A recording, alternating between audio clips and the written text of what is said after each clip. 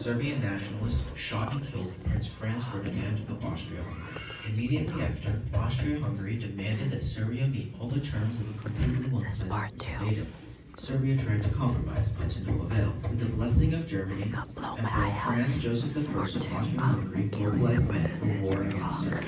Weary of the Germans and anxious of Serbia, Russia under Tsar Nicholas II began to mobilize men and resources. Amidst this rapid collapse of European order, Kaiser Wilhelm II of Germany declared war on Russia, opening up the Eastern Front.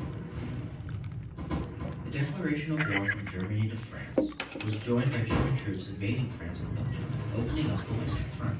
The British responded to the invasion of Belgium by joining France on the Western Front. Both the Allied and Central Powers reached secret agreements with other nations, thus creating new military alliances.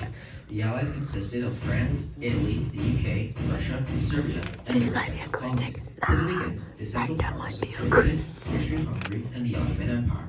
Armed with the latest military technology and fueled by a strong patriotic love of their country, the soldiers dug in and went to war, falsely believing it would be short. And thus began World War I, which would last 4 years and take 16 million lives.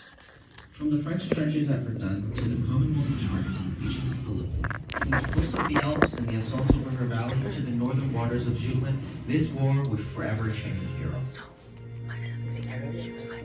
that's a lot in 2.5 minutes. We're not going to talk about all those things. We'll focus mostly on Canada, and we'll use our criteria of their historical significance to establish what actually matters. But a lot of the events leading up to World War I occurred far before the outbreak in 1917. We'll focus on those that matter, Canada specifically. So, let's start with the first underlying cause, militarism. What is militarism? Militarism is the belief that if you have a really strong armed force, no one will. It's kind of like an arrogance, to be honest, in a way. Militarism is a frequent precursor to any wars, to be honest with you. What are you doing? Why are you being so hard? You're like, but the idea is if you have a strong military force, then no one would ever. I don't feel that way.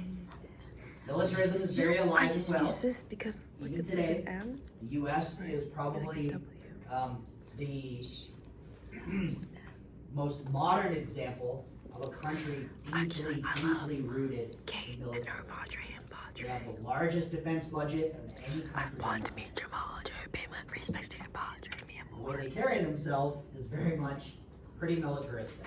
We have the biggest, strongest army, the biggest, strongest air force, the biggest, strongest navy. You're gonna mess with us. I was gonna do an A, but Remains to be seen. with an A, your name's with a B. Does everybody have the definition of militarism?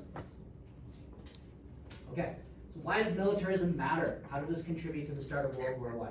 Well, if you have countries that are deeply militaristic, then they're constantly spending money to build up their army. What is that? What are you doing? And if they're going to build up their army in what's called an arms race, what do you think neighboring countries are going to do when they see this? The exact same thing. So, if I start heavily investing in innovating machine guns, Ethan lives next door to me, he's going to be like,